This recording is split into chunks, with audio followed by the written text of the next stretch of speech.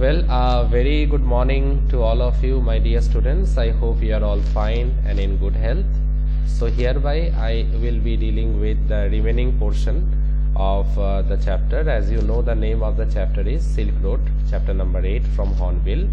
And I will be dealing with page number 79, the penultimate paragraph. And then I will be proceeding to page number 80. So having said that, now let me share the screen with all of you. I hope it will be visible shortly.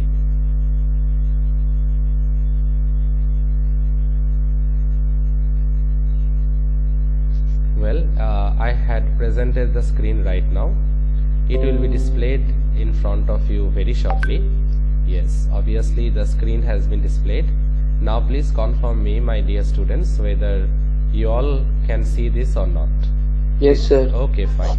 So as I told you that I will be dealing with page number 79 first with the penultimate paragraph, and then I will be moving on to page number 80.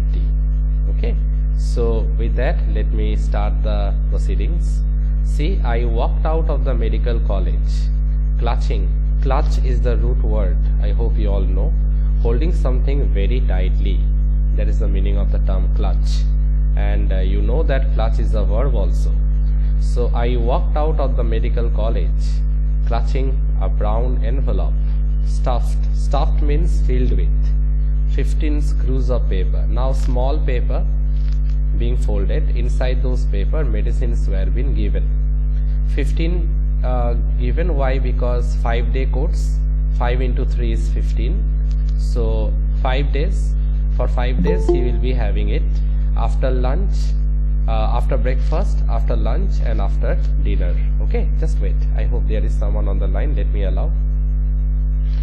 Yes, Bipradeep joined us right now. A very good morning. Welcome to the class, Bipradeep. Good morning, sir. Good morning. So let us move on. I had a 5-day course of Tibetan medicine. Okay, remember this one. It's a Tibetan medicine. Okay, 5-day course, which I started right away. That means after going back to the guest house, he started right away with the Tibetan medicine. I opened an after breakfast package and found it contained a brown powder that I had to take with hot water. So after breakfast, the first one which he had taken out, it contained something like a brown powder that he had to mix it with hot water, and then he had to take it, consume it. Now the contents of the lunchtime and bedtime packages were less obviously identifiable. Now he could identify that brown powder, but the contents that were given, particularly the medicines that were given in the lunchtime and during the bedtime, means after dinner, those medicines were not recognizable, because obviously Tibetan medicines hardly we have seen, right? So he couldn't recognize it, but it was given by the doctor, so he consumed it. Actually, the shape and size of the medicines were very small. See, spherical brown pellets. They looked suspiciously like sheep dung, but of course I took them. Now the important thing is that those medicines were hardly recognizable, because the author haven't seen those medicines, the shape of medicines previously. They are very small, miniature in size. Okay, spherical brown pellets or tablets, you can say like that. So he compared those things with sheep dung. Okay, but finally he consumed it, and he had slept very soundly, because at night he had that breathing problem that eased a bit, and he could sleep very soundly. See, that night after my first day's course, I slept very soundly, like a log, not a dead man. Now obviously I slept not like a dead man. Okay, I slept very soundly, very peacefully. Now I am moving on to page number 80. So up to this, is there any doubt at the back of your mind? It is clear to all of you, dear students. So I am moving on now to page number 80. Please confirm me, dear students, page number 80 is visible to all of you. Can you all see it? Page number 80. Yes, sir. Okay, fine. So let us move on. Once he saw that I was going to leave, Shitan left me to return to Lhasa. So obviously Shitan's contact also ended. So when he found that the narrator is quite fine, he decided to leave him and he decided to move to Lhasa. As a Buddhist, he told me he knew that it didn't really matter if I passed away, but he thought it would be bad for business, because see, as a Buddhist, he understands the universal truth of life, that death is a natural phenomenon. He knows it very well as a Buddhist. Now, it doesn't really matter to him whether ultimately if the author would have died also, but from the business perspective, it would have been bad. Okay, but that is the only reason. From the business perspective, it would have been bad, but practically speaking, as a Buddhist, he knew it very well that death is a universal phenomenon that we all have to endure at some time in our life. Okay, it is in the course of our life. Death is a natural phenomenon. Now, when he found that the narrator was better, he decided to leave the narrator and decided to move to Lhasa. Okay. Now the narrator, after he departed, now the narrator is all alone. Okay, and obviously he's feeling lonely. He's trying to regroup his mind with the help of positive thinking, but obviously he was feeling very lonely, and most importantly there was that language barrier. Okay, because he can't speak in normal Buddhist language or Tibetan language, and hardly few people knew English, so there was a communication gap also. So let's move on. Darchen didn't look so terrible or horrible after a good night's sleep. It was still dusty, partially derelict, and punctuated by heaps of rubble and refuse, but the sun shone brilliantly in a clear blue sky, and the outlook across the plain to the south gave me a vision of the Himalayas, commanded by a huge snow-capped mountain. Now see, these are all the lively descriptions. Okay, now one more important thing I like to say, that I already told you earlier, that that is Nick Middleton, he is an environmentalist also. Apart from being an adventurer and also apart from being a professor, he is an environmentalist also. So you will find that when he described Hor, they are also even the unhygienic surroundings. He wrote about the unhygienic surroundings, about the heaps of dust and dirt and dust being scattered all around. He wrote all these things in order to make the readers aware of the fact, right, that the environment surrounding the place is unhealthy and unhygienic.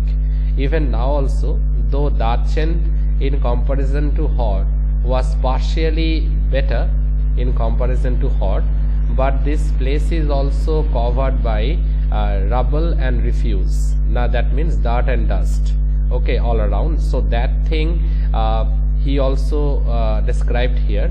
But the positive thing is that the weather is very clean, it's sunny, it's bright, okay, clear blue sky, and obviously the top of the Himalayas, snow-capped mountain, as he is seeing from a very close distance, is lively and very much visible to him. He is very much impressed with the entire spectacle, okay, very much impressed with that.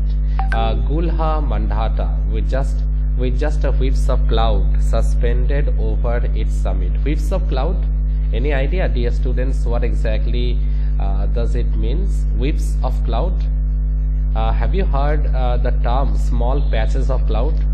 When it's a clear weather all around, okay, small patches of cloud can be seen. Here also, since the entire weather is very clear blue sky all around, just a small patch of cloud can be seen over the top of the summit. Summit means the highest part of the mountain range, okay, the top of the mountain, summit we say.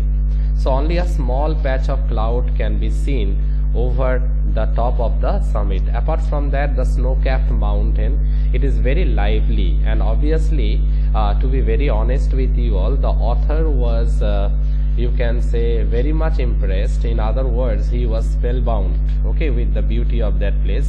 I mean, watching the mountain ranges, the snow-capped mountain, the top of the summit with a small patch of cloud floating over it from a very close distance, it was a memorable spectacle. And with a clear blue sky and a great weather all around, he felt very happy, and he was feeling a bit relaxed also, okay, after the previous night when he slept properly. He felt very relaxed also, okay, and his health improved also. But the most negative thing is that he was now all alone, okay, no Shitan, no Daniel. He needed a partner badly.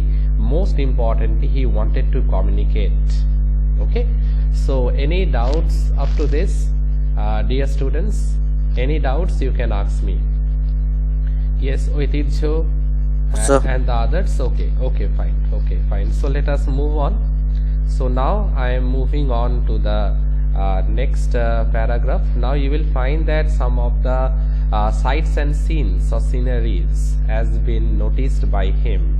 He has written something on that. See, the town had a couple of rudimentary general stores, stationery shops, okay, small stationery shops selling Chinese cigarettes, soap and other basic provisions. You know what is the meaning of basic provisions? Basic provision means the daily necessities of life, okay, as well as the usual string of prayer flags. Now prayer flags were also been seen because the Buddhist community resides or lives there, and you know that they use the prayer flags a lot. In front of one, men gathered in the afternoon for a game of pool. So the men, they were enjoying in a game of pool, snooker, like that. The battered table looking supremely incongruous. It was out of date, but still it looked a bit awkward. But despite that, the men gathered around it and they played, they enjoyed themselves, while nearby women washed their long hair in the icy water of a narrow brook. Narrow brook, you know, small stream or small fountain that babbled down past my guest house. Okay, now obviously these are the sights and scenes he saw. He saw men enjoying over a game of pool.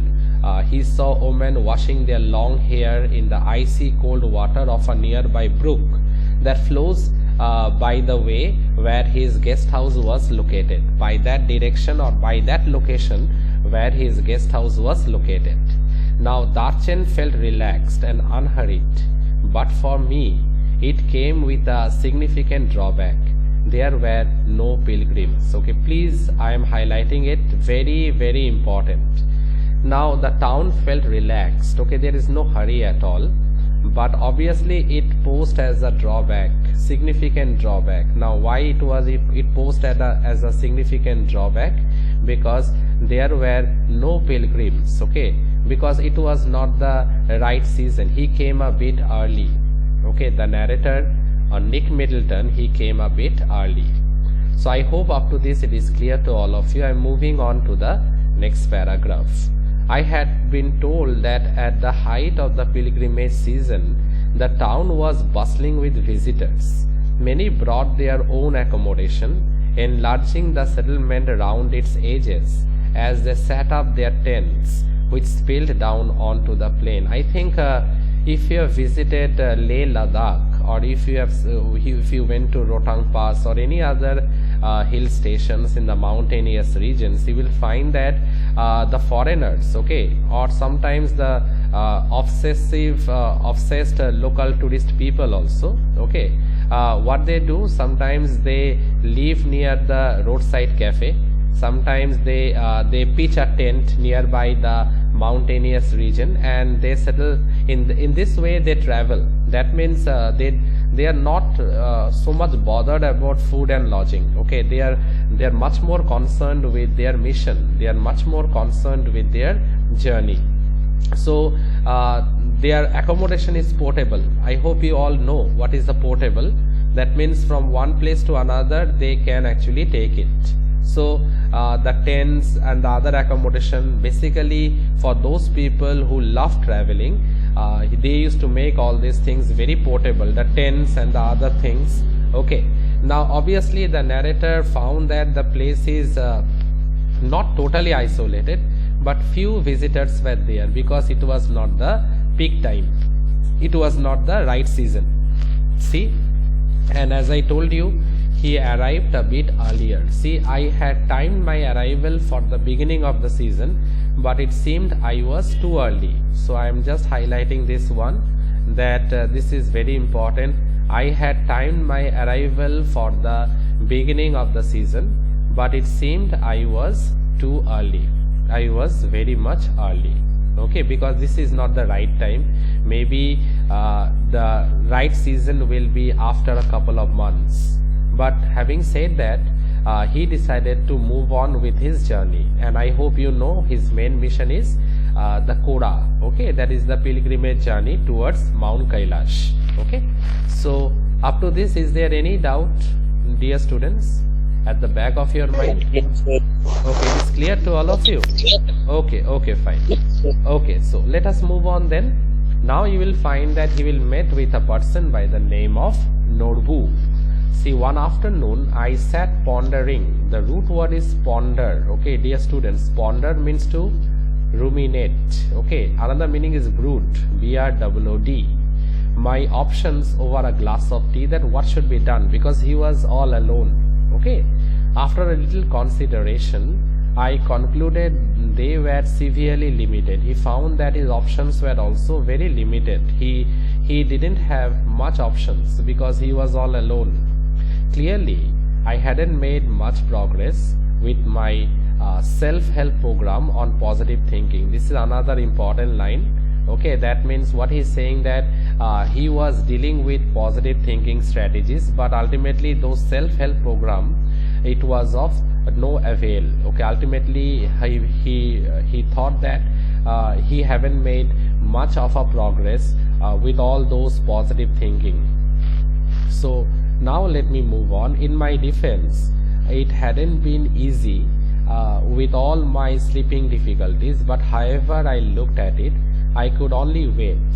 The pilgrimage trail was well trodden, but I didn't fancy it alone. Now obviously he thought that why to undertake a journey all alone. At the back of his mind, he wanted someone to be along with him in his journey or in his Koda. Koda, as you know, the pilgrimage, and it's a Tibetan term, as you have read earlier also.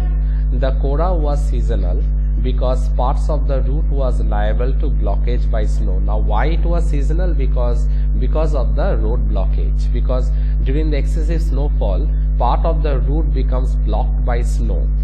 I had no idea whether or not the snow had cleared, but I wasn't encouraged by the chunks of dirty ice that still clung. Clung means closely attached to the banks of Darchen's brook. Brook means small stream, because icy cold weather. So the chunks of ice can be seen are getting closely surrounded or closely attached to the small fountain or to the small brook near Darchen.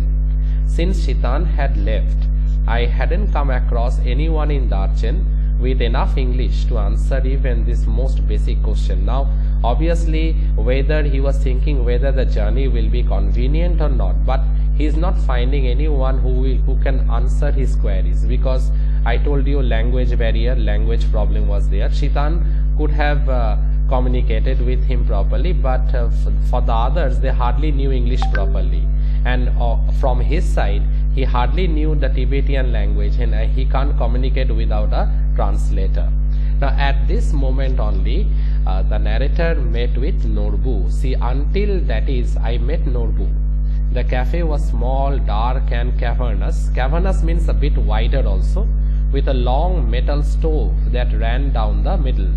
The walls and ceilings were wreathed in sheets of multicolored plastic. Now plastic is there all around, and they are of various colors, okay, striped variety like broad blue, red and white. Okay, now that is the reason that is made into stout Volumina shopping bags sold over China and in many other countries of Asia as well as Europe. So see, this account is well detailed. Plastics sold all over China and to many countries of Asia as well as Europe. Now there is a trivia fact that has been written here, dear students, is this one. Okay, this one I am talking about. As such, plastic must rate as one of China's most successful exports along the Silk Road today. So plastic is considered as one of the most successful exports along the Silk Road nowadays. It is considered. Now I am moving on to the next paragraph. The cafe had a single window beside which I had taken up position so that I could see the pages of my notebook. Obviously he had a diary and he used to note down the important things in it. He had brought a novel also, a storybook also with him to pass the time. Now Norbu saw that, okay, that particular storybook that was in his hand, the particular novel that was in the hand of the author, and came towards him to interact. And see how he interacted. "You English?" he inquired. After he ordered tea. I told him I was, and we struck up a conversation. And so by the grace of God, the loneliness of the author was eradicated, because finally he found someone who could actually communicate quite well in English, and that one was none other than Norbu. I didn't think he was from those parts because he was wearing a wind cheater and metal rimmed spectacles of a western style. Now see, his get-up, okay, was slightly different from the other Tibetan people or from the other Buddhist people. His get-up was slightly different because it can be a bit western also, because he was wearing a wind cheater, then a metal rimmed spectacles also. Okay, he was Tibetan, he told me, but worked in Beijing at the Chinese Academy of Social Sciences in the Institute of Ethnic Literature. Okay, now some information about Norbu I had given in the notes also in material. So it is very important. It is written here. He's a Tibetan, okay, and he's a research scholar, and he actually is in Beijing. He stays in Beijing and he works at the Chinese Academy of Social Sciences. Okay, basically in the Institute of Ethnic Literature. That means that the literature that dealt with ancient folk tales and folklores. Okay, that is ethnic literature. I assumed he was on some sort of field work. So obviously the narrator thought that maybe Norbu came for some sort of field work. Okay, yes and no, he said. I had come to do the Koda. Okay, so that's something, a blessing in disguise for the narrator, because he was also waiting for someone, okay, with whom he can complete the Koda. So see, he found Norbu, and obviously they decided to work as a team. My heart jumped. Norbu had been writing academic papers. I told you that Norbu is a research scholar. So see, he had been writing academic papers about the Kailash Koda and its importance in various works of Buddhist literature for many years. Okay, now obviously in the course of the interaction with the narrator, Norbu told that he had been writing academic papers related with the Kailash Koda, and obviously its importance or rather to say its significance in the Buddhist literature for over the years. So mainly his field of work is related to this, that is the importance of Kailash Koda and obviously its importance in the Buddhist literature, Buddhist culture and all this. So he was basically his research work is related to that. Okay, but he had never actually done it himself. But regarding the Koda and all this, this is the first time he came for the field work on his own. So he was also it is a first hand experience for him regarding the Koda and for the narrator also. So now you see, when the time came for me to tell him what brought me to Darchen, his eyes lit up. We could be a team, he said excitedly. Okay, then obviously it's the first time for Norbu, and it's first time for the author also, so finally they decided to work as a team. Okay, this is a very important line. Two academics must have escaped from the library. Perhaps my positive thinking strategy was working after all. Please underline. This is a very important line, so please underline. Two academics who had escaped from the library. Perhaps my positive thinking strategy was working after all. So he was feeling very outdated, he was feeling very lonely. So finally he found a companion, and a learned one. That is the reason two academics. One is the narrator himself, and the other one is Norbu. Okay, so now I am moving on. My initial relief at meeting Norbu, who was also staying in the guest house, was tempered by the realization that he was almost as ill-equipped as I was for the pilgrimage. Now Norbu was also haven't purchased anything, so from the pilgrimage point of view, Norbu was also ill-equipped just like me. He kept telling me how fat he was and how hard it was going to be. Obviously he was a bit bulky, and he was saying that trekking and obviously undertaking this Kailash Koda, it would be very difficult for him. It will be tedious, it will be tiresome also.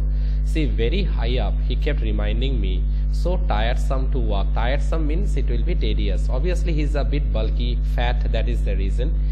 Now he wasn't really a practicing Buddhist, it transpired, but he had enthusiasm, and he was of course Tibetan. Now obviously he was not a hardcore Buddhist, okay, he was a Tibetan, and definitely he was a learned man, and more than religious fanaticism, he had enthusiasm. That is the most important thing.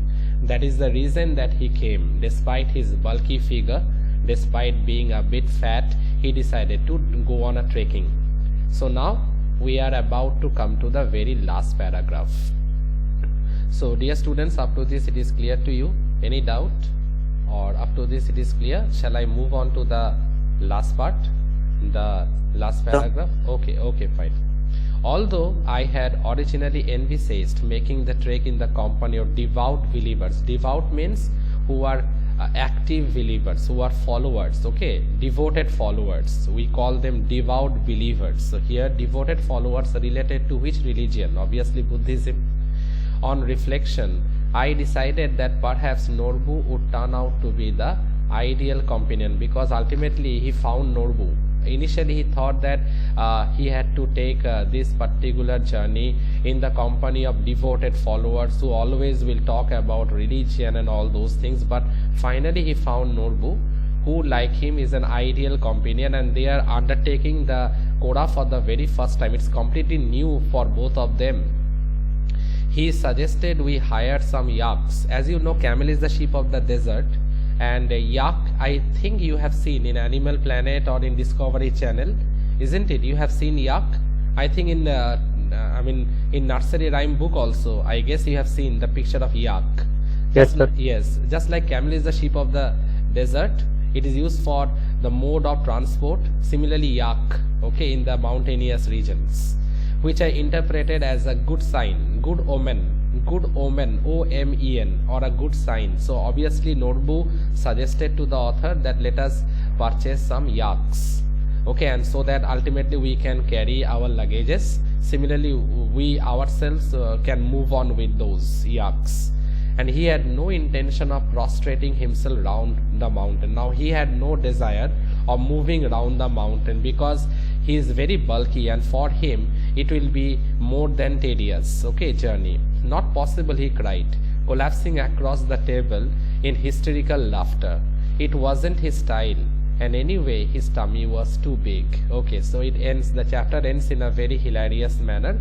So ultimately what we get to know that he is very enthusiastic, and he decided that he will team up with the narrator Nick Middleton, and both of them will undertake the Kailash Koda together, and they will be carrying their luggages, but they decided to purchase yaks that will carry their luggage, and of course they will also can travel in the yaks also together, okay, side by side. And obviously another important thing is that according to Norbu, it is not possible for him to move around the mountainous region with his bulky tummy, so he decided to move in yaks. Okay, and obviously the author or the writer also decided with what Norbu had suggested. So finally we find the chapter ends with both of them will undertake the remaining part of the journey. That is, Norbu will associate with the author and they will undertake the Kailash Kora or Mount Kailash Kora together. Okay, so that ends the chapter. Thank you everyone for a patient hearing. I hope you have thoroughly enjoyed this chapter, and I hope you all have understood this chapter. So thank you everyone, take care, and see you all tomorrow. Have a nice day. Thank you. Thank you, sir. Bye, sir. Right, thank you.